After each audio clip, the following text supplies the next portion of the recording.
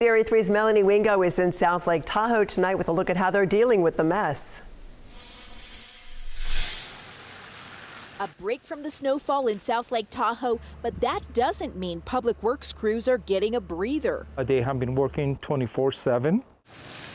The city seeing and those crews having to deal with many feet of snow in recent weeks. They are heroes, I tell you. Now it's the rain adding a layer of complexity to what workers are facing. When we have a lot of rain, the snow becomes very heavy and the snow blowers will be ineffective. For the moment, the city is shifting from snow removal operations to storm drain protection. We're switching right now to make sure that we clear all of the storm drain inlets.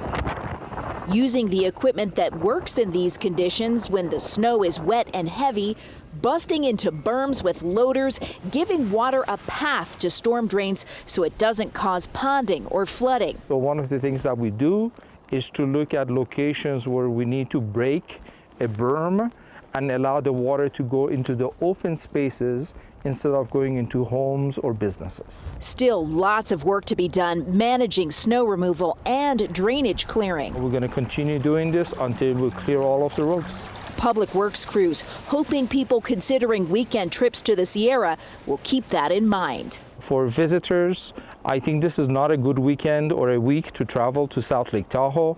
We have encouraged people not to come over here. The Public Works Department says once its crews have cleared the roadways and dealt with all of the flooding issues that have popped up, that will be a safer time for tourists to come up and enjoy Sierra towns just like this. Reporting from South Lake Tahoe, Melanie Wingo, KCRA 3 News. With more atmospheric river conditions in the forecast, the city of South Lake Tahoe is reminding people it's a good idea to prepare in advance by having sandbags on hand to block any flooding. The fire station on Lake Tahoe Boulevard has free supplies to make sandbags if you do need some for your home. And we can show you something that really illustrates why South Lake Tahoe officials are so concerned. They just sent in these pictures. They show a partial roof collapse at a multi-unit housing structure. No one was hurt, and the people who live here already do have another place to stay tonight. With the melting snow and the rain, more water is being released from California reservoirs. Live Copter 3 flew over Folsom Dam this afternoon. You can see there water flowing out of the spillway. This release is causing a noticeable rise on the American River, but it's well within its banks. But the rising water is causing some issues on the lower American River. Live Copter 3 was over a water rescue earlier tonight. A homeless woman was surrounded by water, as you can see. Her camp and all of her possessions were soaked. Sacramento firefighters brought in a boat to rescue that woman. And it was a rough wake-up call for people in Tracy who live along Chrisman Road. More than a dozen homes are surrounded by water. As KCRA 3's Josie Hart shows us, people are now working to protect their homes. It started like 6:30 this morning. This is the sight and sound that Tracy residents woke up to Friday morning. And it just progressively got worse. Pools of running floodwater and layers of mud surrounding roughly 16 homes along this stretch of Chrisman Road. My shed's flooding. I'm not taking the worst of it. A lot of these other people are taking a lot worse than me. Residents say this isn't the first time. We've had six floods this year. I've actually grown up out here for more than 60 years.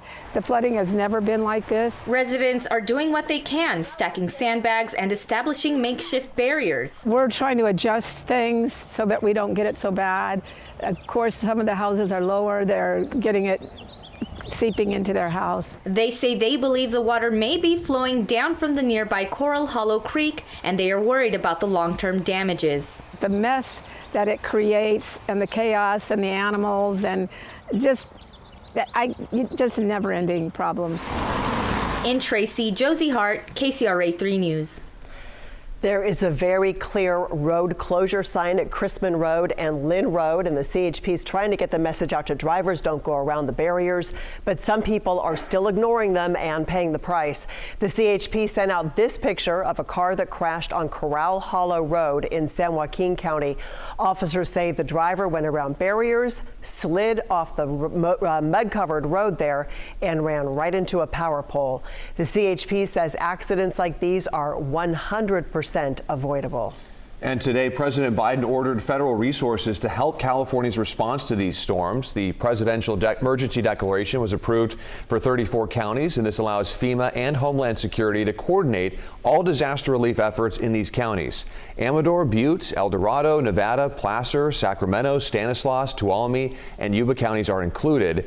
As of this afternoon, there were 2 storm-related deaths confirmed. 9,400 people were under evacuation orders, and 54,000 people were without power. President Biden is scheduled to visit Southern California next week, and federal officials at the California State Operations Center today could not say how or if the upcoming storms will affect those plans. And you can track the cleanup efforts and any incoming rain and snow on our KCRA 3 app. Use the interactive radar to see when weather is impacting your neighborhood.